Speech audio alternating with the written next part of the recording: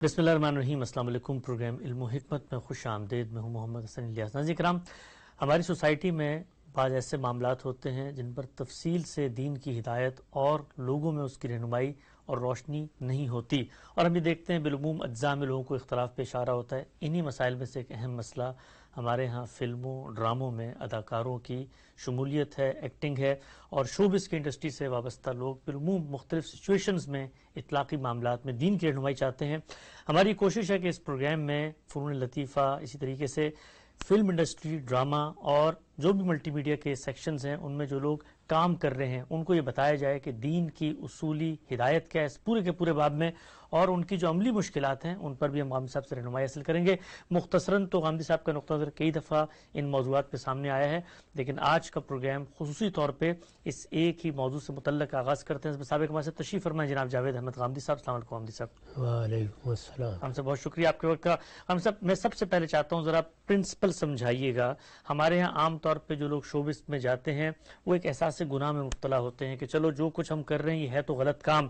दीन की उसूली हिदायत क्या है इस तरह के शोबों में जाने के हवाले से, और जब कोई शख्स इस तरह के शोबों में जाता है तो इस्लाम उससे क्या मुतालबा करता है? अल्लाह के दीन की जो हिदायत हमें पैगंबरों के ज़रिए से मिली है उसका एक पहलू तो वो है जिसमें ईजाबी अहकाम दिए गए हैं। नमाज का एहतमाम करो, रोज़े का एहतमाम करो। इसी तरह बाज़ दूसरे अहकाम और हिदायत दूसरे वो हैं जिनमें किसी चीज़ से रोका गया है। हम जब अपनी ज़िंदगी के मामलात पर गौर करते हैं तो ज़्यादा अहमियत इन्हीं चीज़ों की होती है, यानी जो ममनुआत हैं अल्लाह ताला ने उनमें से किसी चीज़ को हराम करार दे दिया है। मुसलमानों से तकाज़ा किया गया है कि वो उसके करीब भी ना जाएं। इस तरह की चीज़ों को पहले उसूल में समझना चाहिए, यानी हलाल व हराम के बाब में अल्लाह ताला की उसूली हिदायत क्या है।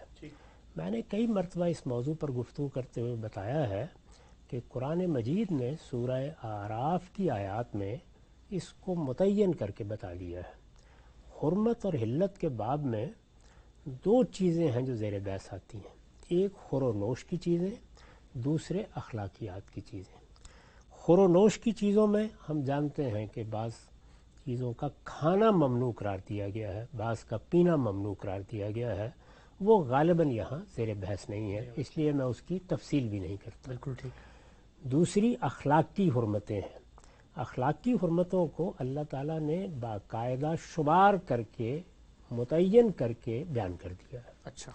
और उसमें ये फरमाया है कि कुल इन्नमा हर्रम रब्बी अल-फवाहिश मा ज़हरा मिन्हा व मा बतन, यानी यहाँ से शुरू किया है और फिर 5 चीज़ें गिनवा दी हैं। अच्छा। यहाँ से शुरू किया है, ये मैंने इसलिए अर्ज़ किया कि ये फरमाया है कि आप पैगम्बर इनसे कह दो कि मेरे रब ने तो सिर्फ ये चीज़ें ममनू करार दी हैं। इन्नमा हर्रम रब्बी, ये इन्नमा का लफ्ज़ बता रहा है कि कोई और चीज़ ममनू नहीं है। वो चीज़ें क्या हैं? उनमें से सबसे पहली चीज़ फ़वाहिश है। फ़वाहिश फ़ाहिशा की जमा है। फ़ाहिशा का इतलाक़ जिनसी मामलात पर होता है। अच्छा। यानी हम अपने जिनसी आज़ा का इफ़शा करें, ये भी फ़ाहिशा है। जिनसी मामलात का इफ़शा करें, ये भी फ़ाहिशा है। या जिन चीज़ों से इन मामलात में अल्लाह ताला ने रोका है उनका इर्तिकाब करें, ये सब चीज़ें ममनुआत की फहरिस्त में सबसे पहले आती हैं। अच्छा। इसके बाद हक तलफ़ी है, जिसको कुरान मजीद इस्म कहता है। वो हुकूक जो अल्लाह ने मुकर्रर कर दिए, वो हुकूक जो किसी माशरे में, किसी सोसाइटी में उर्फ़ तय कर देता है, जब हम उनको तलफ़ कर देते हैं तो ये हमारे दीन में एक बड़ा गुनाह बन जाता है। इसकी बात सूरतें कबीरा गुनाह तक इंसान को ले जाती हैं। दूसरी चीज़ ये है। तीसरी ये है कि किसी शख्स की जान, माल या आबरू के ख़िलाफ़ ज़्यादती की जाए, कोई ऐसा इक़दाम किया जाए जिसका हम हक़ नहीं रखते थे, उसकी जान को नुकसान पहुंचाया जाए, उसके माल को नुकसान पहुंचाया जाए, या उसकी आबरू पर कोई चीज़ हमला कर दी जाए। ये तीसरी बड़ी चीज़ है। इसके फ़रू में फिर 2 बड़ी चीज़ों का ज़िक्र किया है, और उनको अलग इसलिए नहीं किया कि वो फ़रू हैं, اس لیے الگ کیا ہے کہ ان کی اہمیت بڑی غیر معمولی ہے. اچھا. ان میں سے ایک ہے بدعت اور دوسری شرک. وَأَن تَقُولُوا عَلَى اللَّهِ مَا لَا تَعْلَمُونَ، یعنی تم اللہ تعالیٰ پر افطرا کر کے وہ بات کرو جو اللہ نے اپنے دین میں نہیں فرمائی ہے. تو اس کو بدعت سے تعبیر کیا جاتا ہے. شرک کے بارے میں ہم سب جانتے ہیں کہ وہ حق تلفی بھی ہے، وہ اللہ تعالیٰ پر افطرا بھی ہے، وہ اللہ تعالیٰ کے خلاف زیادتی کا ارتکاب بھی ہے، وہ ہر لحاظ سے ایک بڑا جرم ہے.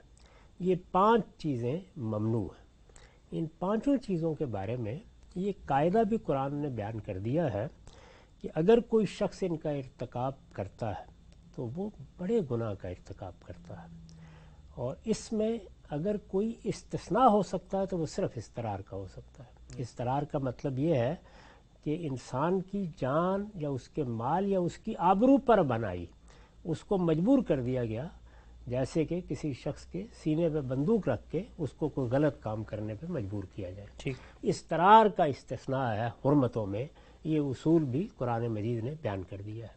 اس اضطرار کو جہاں بیان کیا ہے وہاں اس پر ایک شرط بھی عائد کر دی ہے، وہ ہے غیر باغن ولا عاد. یعنی اگر کسی موقع پر اضطرار میں، مجبوری میں، اکراہ کے نتیجے میں کسی حرام کام کا، ان میں سے کسی حرام کام کا ارتکاب کرنا پڑے تو ایسا نہیں ہونا چاہیے کہ اب اجازت ہو گئی ہے تو میں اس چیز کا فائدہ اٹھاؤں. نہیں، اتنا ہی فائدہ اٹھانا چاہیے جتنا ناگزیر ہے، جتنا ضروری ہے. حدود سے تجاوز نہیں کرنا چاہیے. یہ اصولی باتیں سمجھ لینے کے بعد اب ذرا یہ دیکھیے کہ جن چیزوں کے بارے میں آپ نے سوال کیا ہے ان کی حقیقت کیا ہے. جی.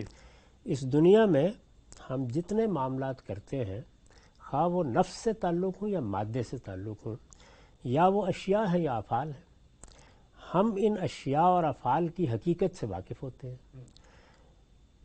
ڈرامے میں، کہانی میں، ناول میں کیا کیا جاتا ہے؟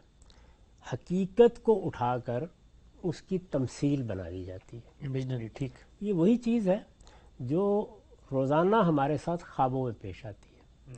یعنی انسان کے اندر اللہ تعالیٰ نے جس طرح یہ حواس دیے ہیں کہ وہ ان سے چیزوں کو دیکھتا ہے، ان کا ادراک کرتا ہے یا چھوتا ہے یا سنتا ہے، اور اس طرح اس کے علم کی ابتدا ہوتی ہے. بالکل اسی طرح سے چیزوں کو ممثل کر کے دکھانے کی صلاحیت بھی اس کے اندر ودیت ہے. اسی چیز کا ہم روزانہ اپنے خوابوں میں مشاہدہ کرتے ہیں. تو اس سے مہمیز پا کر انسان نے اس دنیا میں بھی چیزوں کی محاکات کرنا شروع کی، اور اس سے وہ حظ اٹھاتا ہے. اس سے حقائق بعض اوقات ممثل ہو کر بڑے سبق کا باعث بن جاتے ہیں. اس میں چیزوں کو آپ اس طرح سامنے لے آتے ہیں کہ ہر شخص ان کے ساتھ متعلق ہو کے ان کو ان کے باطن میں اتر کر سمجھنے کے قابل ہو جاتا ہے. یہ خدمت کہانی، داستان، افسانہ، ناول سب انجام دیتے رہے ہیں. اب ظاہر ہے کہ دور جدید میں ایسے ذرائع پیدا ہو گئے کہ ہم اس تمثیل کو جو پہلے لفظوں کے پیرہن میں ہوتی تھی اسے ہم کرداروں کا پیرہن دے دیتے ہیں. یعنی کچھ لوگ نکلتے ہیں، وہ عورتیں ہوں، وہ مرد ہوں، وہ اس حقیقت کو جس طرح کہ اس کو تخیل میں ڈھالا گیا ہے کر کے دکھا دیتے ہیں. وہ حقیقت شے یا فعل کی صورت میں دنیا میں موجود ہوتی ہے، اور ایک اس کو اس تمثیل کا حصہ بنا دیا جاتا ہے. یہ حقیقت اگر سمجھ میں آ گئی ہے کہ کیا چیز ہے ڈرامہ، فلم، تو اب میں آپ سے عرض کرتا ہوں کہ جب اس میں حرمت علت کے احکام متعلق ہوں گے تو چند صورتیں پیدا ہو جائیں گی. ایک صورت یہ ہوگی کہ تمثیل میں جب آپ اس فعل کو ڈھالیں، ظاہر ہے یا چیز ڈھلے گی یا فعل ڈھلے گا. جب اس کو آپ تمثیل میں ڈھالیں گے تو تمثیل اور حقیقت کو الگ الگ کرنا ممکن ہوگا. مثال کے طور سمجھاتا ہوں.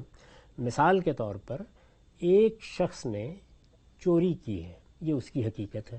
ایک یہ ہے کہ آپ نے چوری کرنے کے عمل کو ایک تمثیل میں ڈھال کے ایک ڈرامے یا فلم میں دکھایا ہے. ٹھیک. تو یہاں حقیقت وجود پذیر ہوئی نہیں ہے، یعنی کسی کے یہاں چوری نہیں ہوئی. تو حقیقت کو تمثیل سے آپ الگ کر سکتے ہیں. اچھا ٹھیک ہے. اگر آپ نے چوری ہوتے دکھائی ہے تو حقیقت میں چوری نہیں ہوئی. بالکل ٹھیک. یہ بات تو بڑی سادہ ہے نا، واضح ہو جاتی ہے، تاکہ اس مثال سے یہ سمجھ میں آ جائے کہ حقیقت کو تمثیل سے الگ کرنا ممکن ہونا چاہیے. تو اگر حقیقت کو آپ نے تمثیل سے الگ کر دیا ہے تو پھر اس میں کوئی گناہ کا کام نہیں ہوا۔ اچھا، اب یہ دیکھیے کہ فواحش میں یہ ممکن ہی نہیں ہے، یعنی وہاں اگر کسی چیز کو تمثیلاً بھی انجام دیا جائے گا تو حقیقت واقع ہو جائے گی۔ کیونکہ دو انسانوں کے درمیان ہو رہی ہے۔ دو انسانوں کے درمیان ایک ایسا فعل ہے جو فعل کی حیثیت ہی سے ممنوع ہے، اور جب وہ فعل ہی کی حیثیت سے ممنوع ہے تو یہ نہیں ہو سکتا کہ آپ جنسی اعضاء کا افشا کریں اور یہ کہیں کہ یہ تمثیلاً کیا جا رہا ہے، یا آپ بوس و کنار دکھائیں اور کہیں یہ تمثیلاً کیا جا رہا ہے۔ یہاں حقیقت کو تمثیل سے الگ کرنا ممکن ہی نہیں ہے، اس وجہ سے کسی بندہ مومن کے لیے اس کی کوئی گنجائش پیدا ہی نہیں کی جا سکتی۔ عجیب، یہ حرام مطلق ہی رہیں گے۔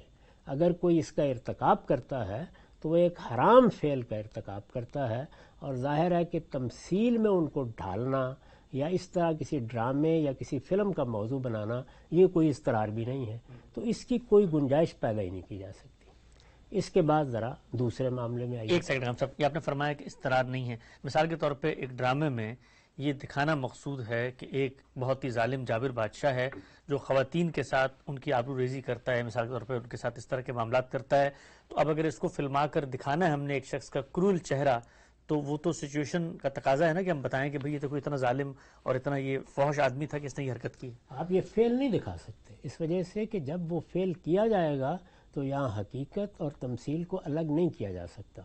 چنانچہ اس طرح کی چیزیں جب لوگ فی الواقع ان قدروں سے واقف تھے اور ان کو وہ دکھاتے تھے تو اس کا طریقہ یہ ہوتا تھا کہ ایسی فضا پیدا کر دی جاتی تھی کہ سامعین یہ سمجھیں کہ یہ ہو گیا ہے، عجیب، حالانکہ ایسا نہیں ہوتا تھا۔ اس کے لیے بہت سے طریقے لوگوں نے ایجاد کیے ہیں اور اب بھی کرتے ہیں، یعنی یہ ضروری نہیں ہوتا کہ اس چیز کو آپ بعین ہی دکھائیں تو اسی صورت میں وہ دوسروں تک منتقل ہوگی، بلکہ اس کی مثالیں موجود ہیں کہ بعض لوگوں نے یہ چیزیں اس طرح دکھائیں کہ وہ اپنے تاثر کے لحاظ سے زیادہ گہری تھیں اس کی نسبت کہ انہیں فی الواقع دکھایا جاتا۔ بہت اچھی بات۔ تو اس وجہ سے یہاں تو کوئی گنجائش پیدا کی نہیں جا سکتی۔ یہ ایسی ممانعت ہے کہ جس میں آپ کوئی دوسرا رستہ اختیار ہی نہیں کر سکتے، جبر میں بھی نہیں کر سکتے، اکراہ میں بھی نہیں کر سکتے، اس لیے کہ وہ جبر و اکراہ بھی حقیقی صورت میں واقعی نہیں ہوگا۔ میں یہ عرض کر رہا تھا کہ اس کے بعد کچھ اور چیزیں ہیں، ان میں یہ ہے کہ تمثیل اور حقیقت کو الگ تو کیا جا سکتا ہے، لیکن تمثیل اور حقیقت کو الگ کرنے کے نتیجے میں جو تمثیل وجود میں آتی ہے اس کو بھی اللہ تعالیٰ نے ممنوع قرار دے دیا ہوا ہے۔ اس کی مثال شرک ہے، یعنی شرک میں ایک تو اس کی حقیقت ہے کہ میں اللہ تعالیٰ کی ذات سے کسی کو مانوں، میں اللہ تعالیٰ کو کسی کی ذات سے مانوں، میں خلق میں کسی کو شریک مانوں، میں امر میں کسی کو شریک مانوں، یہ شرک کی حقیقت ہے۔ یہ حقیقت تو ظاہر ہے میرے عقیدے اور میرے ایمان سے متعلق ہے، لیکن اس کے ساتھ ایک اور چیز بھی ممنوع قرار دے دی گئی ہے، وہ یہ ہے کہ چونکہ میں اپنے پروردگار کو یہاں آنکھوں کے سامنے نہیں دیکھتا، یعنی حقیقت میں میرا پروردگار کے ساتھ مراسم کا تعلق نہیں پیدا کیا جا سکتا۔ میرا پروردگار میرے سامنے نہیں ہے کہ میں جا کے اس کا ہاتھ تھام لوں، میرا پروردگار میرے سامنے نہیں ہے کہ میں جا کر اس کے ساتھ کسی تعلق کا اظہار کروں۔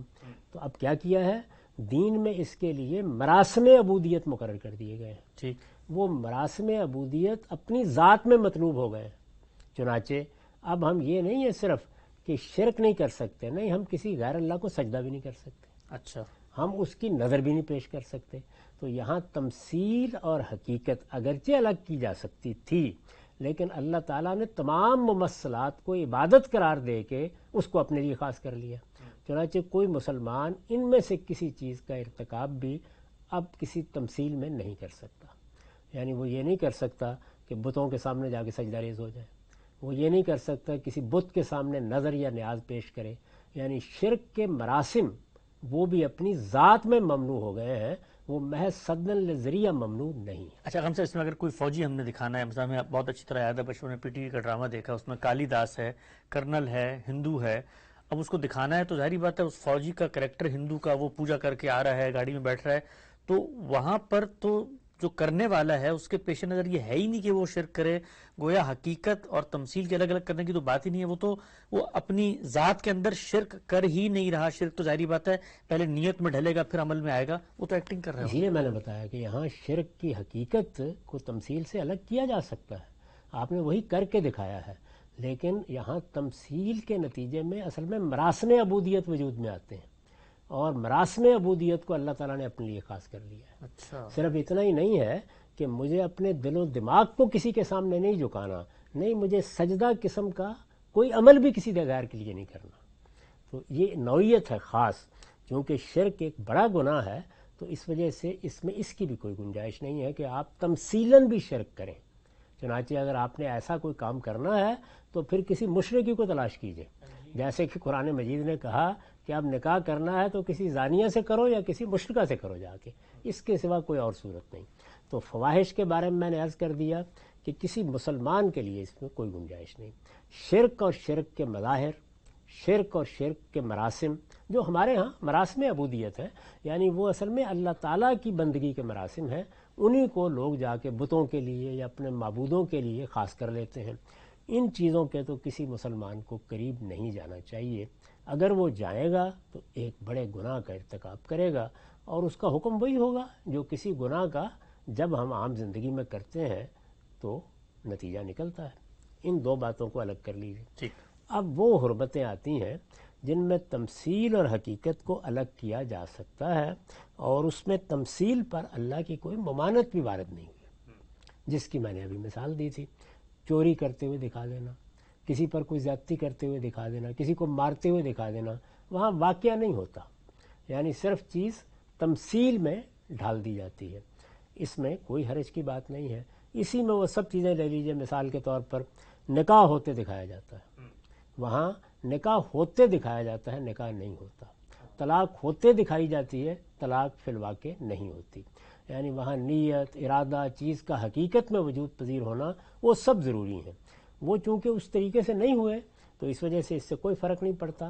نہ کسی تمثیل میں نکاح کیا جائے تو نکاح ہو جاتا ہے، نہ طلاق دی جائے تو طلاق ہو جاتی ہے. باقی تمام جتنی چیزیں جن سے روکا گیا ہے، جس طرح کہ میں نے عرض کیا کہ کسی کا حق مارنا ہے، کسی کی حق تلفی کرنا ہے، کسی کی جان مال آبرو کے خلاف زیادتی کرنا ہے، اس سے گناہوں کی بڑی فہرست بنتی ہے. بے شمار چیزیں اس میں وجود پذیر ہوتی ہیں، وہ سب دکھائی جا سکتی ہیں، کیونکہ وہاں آپ تمثیل کو حقیقت سے الگ کر کے دکھا سکتے ہیں. یعنی فی الواقع کسی حرمت کا ارتکاب نہیں ہوتا، لیکن وہ حرمت اس طرح دکھائی جاتی ہے جیسے کہ اس کا ارتکاب ہو گیا. یہ چیزیں اگر تینوں سمجھ میں آ گئی ہیں تو چوتھی چیز اس باب میں یہ ہے کہ اللہ تعالیٰ نے جس طرح میں نے آپ کی خدمت میں ابتدا میں عرض کیا کہ بعض چیزوں سے اصلاً روک دیا ہے، ان کو گن کے بتا دیا میں نے. یعنی فواحش کی ہر قسم اصلاً ممنوع ہے، اسی طرح حق تلفی ہے، اسی طرح سے جان مال آبرو کے خلاف زیادتی ہے، اسی طرح شرک ہے، اسی طرح بدعت ہے. اللہ نے اصلاً ان کو ممنوع قرار دے دیا. مسلمانوں کے لیے یہ چیزیں حرام قرار دے دی گئیں. دین میں ایک بڑا چھوٹا سا باب بعض ایسی چیزوں کا ہے، اور فقہ میں وہ باب کافی مفصل ہو جاتا ہے. اس کو کہا جاتا ہے یہ سد ذریعہ کا باب ہے. سد ذریعہ کا مطلب یہ ہے کہ کوئی چیز جس سے اللہ نے روکا تھا فی الواقع اس کے ہم خلاف نہیں گئے، لیکن جس چیز سے روکا گیا تھا اس میں روکنے کی علت یا اس کا ریشنیلی سد ذریعہ تھا. سد ذریعہ یعنی اس طرف جانے سے روکنا، پریکاشنری میجر. ٹھیک، اس میں گویا ایک طرح کی پریونشن مقصود ہوتی ہے. عام زندگی میں آپ اس کو اس سے سمجھ سکتے ہیں کہ ایک یہ ہے کہ آپ نے سڑک پر جا کر حادثہ کر ڈالا، اور ایک یہ ہے کہ حادثے کو ہونے سے روکنے کے لیے بعض قوانین کا پابند کیا گیا ہے. مثلا یہ کہ گاڑی بائیں ہاتھ چلائی جائے گی، رفتار یہ رکھی جائے گی، موڑ لیتے وقت ان چیزوں کا. یہ سب کیا ہے؟ یہ سد ذریعہ کے قوانین ہیں. یعنی اصلاً گاڑی کو دائیں طرف چلائیں یا بائیں طرف چلائیں یہ اپنی جگہ کوئی ممنوع چیز نہیں ہے، اس سے کچھ خطرات لاحق ہوتے ہیں. اس طرح کی چیزیں فواحش کے معاملے میں بھی اختیار کی جاتی ہیں. میں جب اپنے بچوں سے یہ کہتا ہوں کہ تم بری صحبت میں نہ بیٹھا کرو، تو بری صحبت میں جا کے وہ بیٹھ گئے اور کافی دیر بیٹھے رہے. وہاں انہوں نے اصلاً کوئی برا کام نہیں کیا، لیکن بری صحبت ان کو برے کاموں کی طرف لے جانے کا ذریعہ بن سکتی ہے. آپ نے دیکھا ہوگا بارہا ہم جب محلوں میں رہتے تھے تو ہمارے ماں باپ کہتے تھے کہ بیٹے گلی میں جا کے نہیں کھیلتے. جی جی. اب گلی اپنی ذات میں تو کوئی ممنوع نہیں ہے، یا گلی میں جا کے اگر کھیلا جائے تو اس میں بھی کوئی خرابی کی بات نہیں. وہ کھیل اگر جائز ہے تو ممانعت کی وجہ کیا ہے؟ سد ذریعہ. یہ ہمارے ہاں کی اصطلاح ہے، اس کو سمجھ لینا چاہیے. سدن للذریعہ، کسی چیز سے روکنا. اس کی مثال کے طور پر دین کے بعض احکام کو لے لیجئے. اللہ تعالیٰ نے یہ فرمایا ہے کہ تم نے جب کسی کے ساتھ کوئی معاملہ کرنا ہو، لین دین کا معاملہ ہے، تو اسے لکھ لیا کرو. اب یہ ہدایت ہی سد ذریعہ کے لیے کیوں کی گئی؟ یعنی لکھ لینے سے کیا ہوگا؟ مطلب یہ ہے کہ اگر نہیں لکھو گے تو اس کا اندیشہ ہے کہ نزاع ہو جائے گی. عام حالات میں تو آپ نے اگر میرے ساتھ ایک معاملہ کیا ہے تو ایک مسلمان سے یہ توقع کرنی چاہیے کہ وہ جو معاملہ ہوا ہے اس پر قائم رہے گا. اگر وہ اس سے پلٹتا ہے تو نزاع پیدا ہوگی. تو نزاع سے بچنے کے لیے اللہ تعالیٰ نے فرمایا کہ لکھ لو، اس پر گواہ بنا لو. اس طرح کی بہت سی ہدایات دے دی. سب سے بڑی مثال اس کی وہ احکام ہیں جو فواحش سے بچنے کے لیے اللہ تعالیٰ نے عورتوں اور مردوں کو دی. یہ معلوم ہے کہ سورہ نور میں ایک بڑی فاحشہ زیر بحث ہے، یعنی ایک ایسا کام زیر بحث ہے جس کو ہم بدکاری سے تعبیر کرتے ہیں، زنا سے تعبیر کرتے ہیں. اللہ تعالیٰ نے اس کی شناعت بیان کی ہے، اس کی سزا بیان کی ہے، اس کے بارے میں یہ وضاحت کی ہے کہ یہ صرف گناہ نہیں بلکہ ایک جرم بن جاتا ہے. یہ معاشرے کے خلاف جرم ہے، یہ اللہ کی اسکیم کے خلاف جرم ہے، یہ بیوی کے خلاف جرم ہے، یہ شوہر کے خلاف جرم ہے. ہر لحاظ سے اس کو ممنوع قرار دے دیا ہے. یہ تو وہ اصل میں ممنوع ہو گیا، یعنی وہ فاحشہ ہے. اس کے بعد آگے مسلمان مردوں اور عورتوں کو بعض ہدایات کی ہیں. وہ ہدایات اگر آپ نکال کے دیکھیں تو 3 ہیں بنیادی طور پر. وہ 3 ہدایات 3 کی 3 ہی سدن للذریعہ ہیں. اچھا. یعنی اس میں اصلاً کوئی چیز ممنوع نہیں ہے، یا اصلاً کسی چیز میں کوئی خرابی نہیں ہے، لیکن اس سے نتیجہ خراب نکل سکتا ہے، وہ غلط کام کی طرف لے جانے کا ذریعہ بن سکتی ہے. اس میں پہلی بات کیا ہے؟ وہ یہ کہ نگاہوں میں پستی رکھی جائے، یعنی نگاہوں کو بے قابو نہ ہونے دیا جائے، نگاہوں پر پہرا بٹھا کے رکھا جائے. وہ تاڑنے والی، وہ دوسروں کو التفات کے خصوصی پہلو سے دیکھنے والی نگاہیں نہیں ہونی چاہیے. ٹھیک. جیسے عام طریقے سے دیکھا جاتا ہے ایسے ہی آدمی دیکھے. مردوں کو بھی یہ فرمایا ہے اور عورتوں کو بھی اس کا پابند کیا ہے. اس کے بعد حفظ فروج کی ہدایت کی ہے. اس کے بہت سے پہلو ہیں، لیکن جو پہلو اس وقت زیر بحث آ سکتا ہے وہ اصل میں لباس کے بارے میں ہے.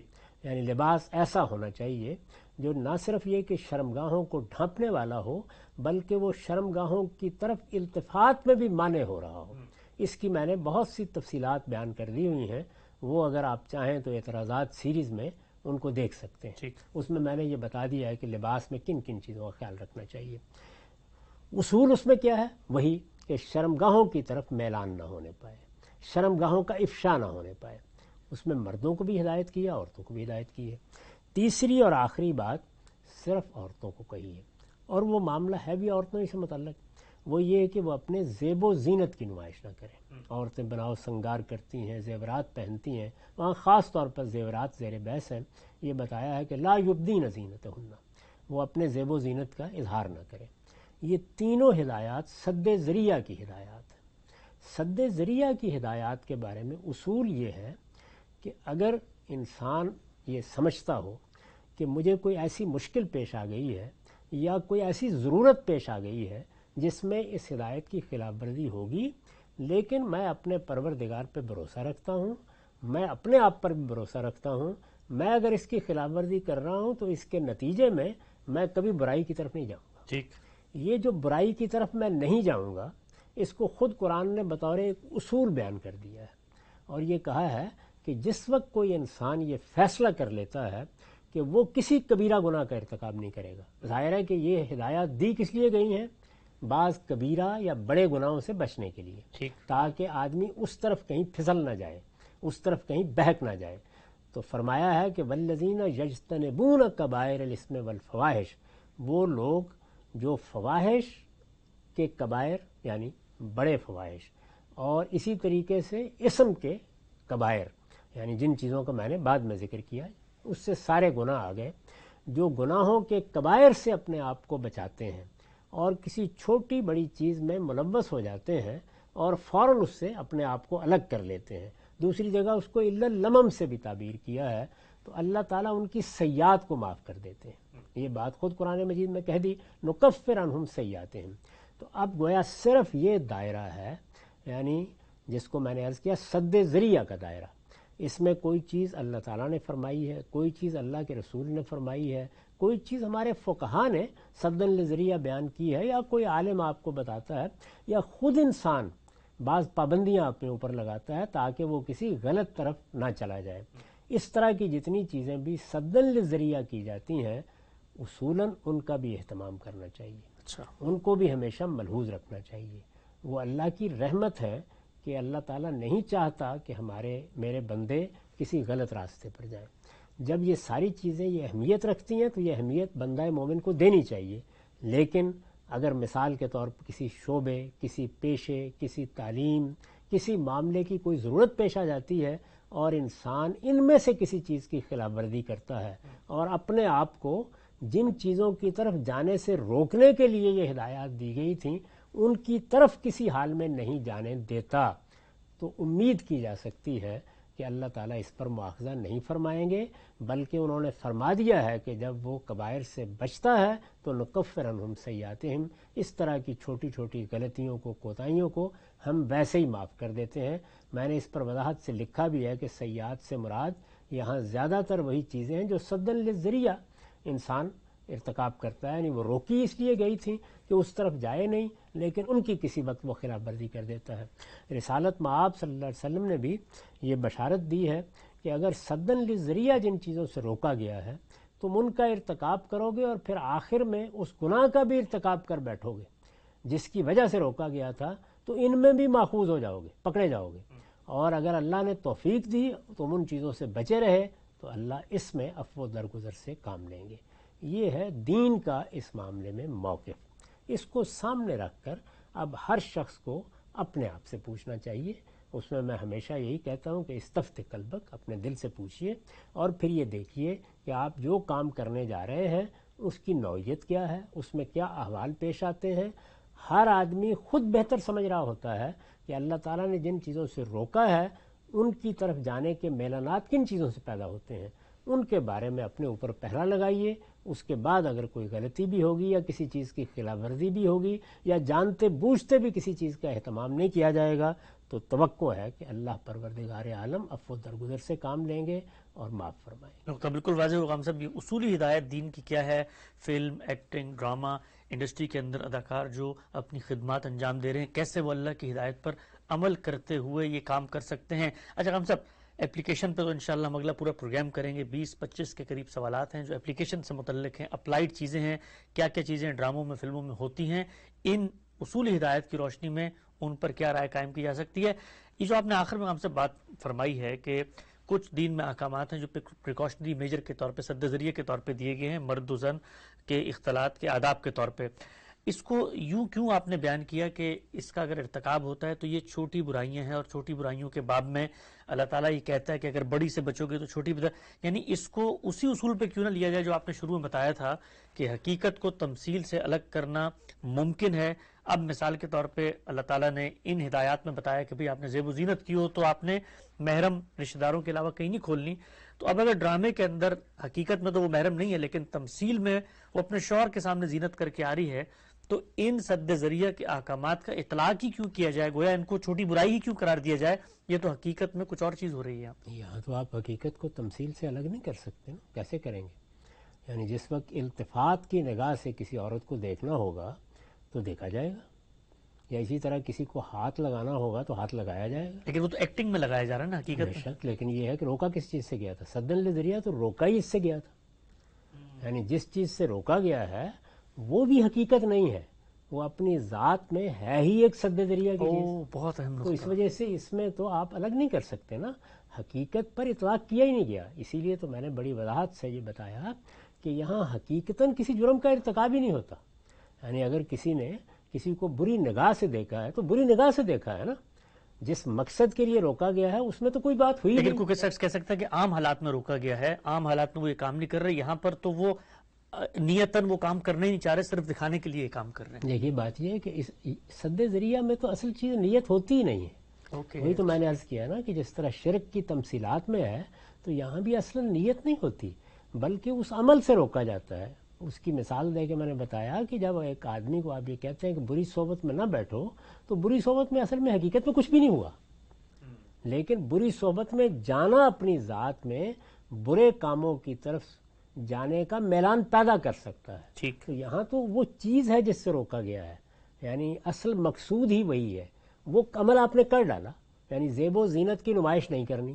زیب و زینت کی نمائش کرنا نہ کرنا یعنی وہی نمائش بالکل جائز ہے ایک چند حدود کے اندر. اس سے پرابلم کیا ہوتا ہے؟ اصل مسئلہ ہے کہ اس سے دوسروں کو رغبت ہوتی ہے غلط کاموں کی طرف یا غلط میلانات پیدا ہوتے ہیں. وہ ہر جگہ ہوں گے، یعنی ان میں تو وہی اصول ہوگا کہ اس چیز سے روکنے کا باعث آپ پہلے متعین کریں. تو یہاں حقیقت اور تمثیل کی وہ بحث پیدا نہیں ہوتی، کیونکہ سد ذریعہ کی چیزیں اصلاً ہوتی ہی اس مقصد کے لیے ہے کہ اس عمل سے روک دیا جائے جو ادھر لے جانے کا باعث بن سکتا ہے. حقیقت تو اس کی وہی ہے کہ جہاں جا کے کسی غلطی کا ارتکاب ہونا ہے، تو اس لیے یہاں اس کا اطلاق نہیں ہوتا. یہاں اگر آپ نے رکنا ہے تو اسی اصول پر روکا جائے گا کہ پروردگار عالم نے مجھے روکا ہے، اس وجہ سے میں اس جانب نہیں جاتا. یہ تو بالکل واضح سی بات ہے کہ جتنی چیزوں سے بھی آپ سدن لذریعہ روکتے ہیں ان میں سے کسی میں بھی حقیقت موجود ہی نہیں ہوتی سرے سے. ٹھیک. اچھا ہم صاحب، قرآن مجید نے اولاد کو یہ حکم دیا ہے کہ بھئی والدین سے حسن سلوک کرو، والدین کے ساتھ اچھے طریقے سے پیش آؤ. اب ڈرامے کے اندر ایک باپ اور بیٹا ہے اور دکھانا یہ مقصود ہے کہ بیٹا جو ہے وہ باپ سے باغی ہو گیا ہے، تو وہ تو باپ کے اوپر ممکن ہے ہاتھ بھی اٹھا لے، ممکن ہے کوئی ترش اور تیز بات بھی کر دے. تو اب ہم اور آپ یہی کہیں گے نا کہ حقیقت میں یہاں پر حقیقت اور تمثیل کو الگ کرنا ممکن ہے. حقیقت میں باپ بیٹے کا رشتہ ہی نہیں ہے کہ جس کے اوپر اس چیز کا اطلاق کیا جا سکے کہ جی یہاں پر مثال کے طور پہ کوئی اس نے حق تلفی کی ہے یا باپ کا حق ادا نہیں کیا، دین کی خلاف ورزی کی ہے. اسی سے اصول کو اٹھا کر یہ کیوں نہیں کہا جا سکتا کہ دین نے کہا تھا کہ بھئی آپ نے زیب و زینت کی نمائش نہیں کرنی لوگوں کے سامنے، تو یہاں پر تو نہ محرم ہے، بیوی ہونے کے باوجود محرم نہیں ہے، اور کوئی شخص باپ ہونے کے باوجود غیر محرم اس لیے کہ ایکٹرز ہیں، تو اسی چیز کا اطلاق یہاں کیوں نہیں کیا جا سکتا؟ نہیں، وہاں پر تو غیر محرم موجود ہے نا، یعنی جہاں پر آپ اس کو فلما رہے ہیں وہاں بھی موجود ہے. جن لوگوں نے دیکھنا ہے وہ بھی ظاہر ہے کہ غیر محرم ہے. یعنی کوئی آدمی مر تو نہیں گیا نا، آپ نے کوئی تصویر تو نہیں محض دکھا دی. شخصیات موجود ہیں، ان شخصیات کے حلقے موجود ہیں، ان کا ملنا ملانا موجود ہے، ان کے تعلقات موجود ہیں، ساری چیزیں اپنی حقیقت میں موجود ہیں، ان میں سے کوئی چیز بھی کہیں غائب نہیں ہوئی. آپ نے اس میں جو اللہ تعالیٰ نے ایک ہدایت کی تھی سدن لذریعہ، اس کی خلاف ورزی کی ہے. جب آپ نے اس کی خلاف ورزی کی ہے تو یہاں حقیقت کو تمثیل سے آپ الگ کر کیسے سکتے ہیں؟ جو جس چیز سے روکا گیا تھا، حقیقتاً جس چیز سے روکا گیا تھا، عین اسی کا ارتکاب کیا گیا ہے. یعنی یہاں تو کوئی نیت اور ارادے کا سوال ہی نہیں ہے. اصل چیز یہ ہے کہ اللہ تعالیٰ یہ نہیں کہتے کہ اگر تمہاری نیت خراب ہو تو اچھی بات ہے، پھر کوئی فرق نہیں پڑتا. نیت اچھی ہے، نیت بری ہے، غض بصر سے کام لینا ہے. نیت اچھی ہے، نیت بری ہے، لباس کے بارے میں احتیاط کرنی ہے.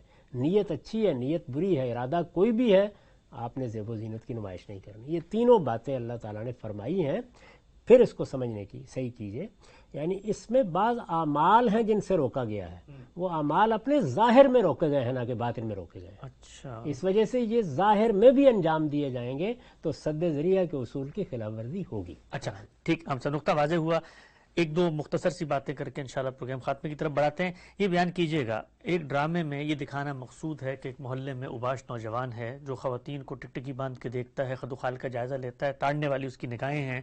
تو یہ جو اصول آپ نے بیان کیا، اس اصول پہ تو اس اوباش نوجوان کی جو تصویر ڈرامے میں بھی دکھائی جائے گی، اس میں بھی ہم نے یہ اہتمام کرنا ہے کہ وہ غض بصر سے لوگوں کو دیکھے، تو پھر جو پیغام پہنچانا مقصود ہے وہ تو پہنچے گا ہی نہیں. جس کی آپ نے مثال دی ہے، اصل میں جو گفتگو کر رہا تھا وہ زینتوں کی نمائش پہ کر رہا ہے. جہاں آپ نے مثال دی ہے وہاں پر اگر آپ غور کر کے دیکھیں تو حقیقت اور تمثیل کو الگ کرنا ممکن ہے. بہت اہم بات. ہاں، الگ ہو گئی وہ. ٹھیک. اس کی وجہ یہ ہے کہ وہاں اصل میں آنکھ جس طرح دیکھتی ہے وہ زیر بحث نہیں ہے، آنکھ کے پیچھے جو محرکات ہیں وہ زیر بحث ہے. بہت اہم جیسے ہی آپ نے اس کو ختم کر دیا تو اس کے اوپر اس کا اطلاق نہیں ہوتا.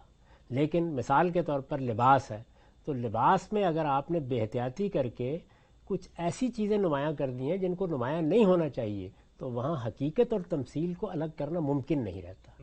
البتہ اس کے دائرے میں بعض چیزیں احتیاط کے درجے میں آتی ہیں. میں نے اس کو بیان کیا ہے نا کہ اگر شرمگاہوں کو براہ راست ڈھانپ لیا تو حکم کا مدعا پورا ہو گیا، لیکن حکم کے مدعا میں پھر آگے بہت سے احتیاط کے پہلو ہیں، ان میں اللہ تعالیٰ نے کیا ہدایات دی ہیں، ان میں سے جتنی چیزیں بھی بیان کی گئی ہیں وہ سب سد ذریعہ ہیں۔ تو پہلے یہ متعین کرنا چاہیے کہ کیا ہم حقیقت اور تمثیل کو الگ کرنے میں کامیاب ہو گئے ہیں۔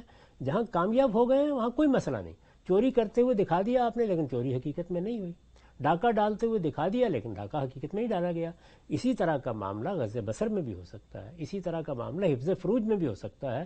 جہاں آپ حقیقت کو تمثیل سے الگ کرنے میں کامیاب ہو جاتے ہیں وہاں ممانعت ختم ہو گئی، لیکن جہاں آپ حقیقت کو تمثیل سے الگ نہیں کر پاتے وہاں پھر ظاہر ہے حکم کو دیکھنا پڑے گا کہ کیا چیز اصلاً ممنوع قرار دی گئی ہے یا وہ سدن لذریعہ ممنوع قرار دی گئی ہے۔ ٹھیک ہے، تو اگر وہ سدن لذریعہ ہے تو بہرحال پھر وہ ایک سیاح کا ارتکاب ہوگا، لیکن اس میں استثناء، اس میں رخصت دی جا سکتی ہے بشرطے کہ آدمی اس کے نتیجے کے طور پر جس چیز تک پہنچنا ہے وہاں سے اپنے آپ کو روکے رکھے۔ نقطہ بالکل واضح ہو گیا۔ غام صاحب، آخری سوال آج کی نشست کا اسی اصولی بحث پہ، آپ نے فرمایا کہ حقیقت کو اور تمثیل کو اگر الگ کرنا ممکن ہے اور یہی چیز پیش نظر جیسے فلموں ڈراموں میں نکاح ہوتا ہے تو ہم جانتے ہیں کہ حقیقت میں نکاح نہیں ہو رہا، ایک تمثیل ہے۔ تو غام صاحب، نکاح کر لیا ڈرامے کے اندر، وہ بیوی نہیں بنی، کوئی مسئلہ نہیں ہوا، لیکن نکاح کرتے ہوئے ظاہری بات ہے دلہن کو تو دکھایا جائے گا نا کہ اس نے زیور پہنا ہوا ہے، تیار ہوئی ہوئی ہے، بناؤ سنگھار پورا کا پورا، وہاں پر سد ذریعہ کی ہدایات کا آپ اطلاق کر رہے ہیں، جبکہ نکاح کے بارے میں کہہ رہے ہیں کہ بھی نکاح کرنے میں تو کوئی حرج نہیں ہے، نکاح ہوئی یہ اس لیے کہ دو باتیں الگ الگ ہیں نا، وہاں تو حقیقت کو آپ نے الگ کر دیا، حقیقت میں نکاح ہوا ہی نہیں ہے، لیکن یہاں پر تو جسم موجود ہے حقیقت میں، اس کے اوپر زیب و زینت موجود ہے حقیقت میں، اس کا افشا موجود ہے حقیقت میں، تو آپ کس چیز کو آپ الگ کر کے دکھائیں گے؟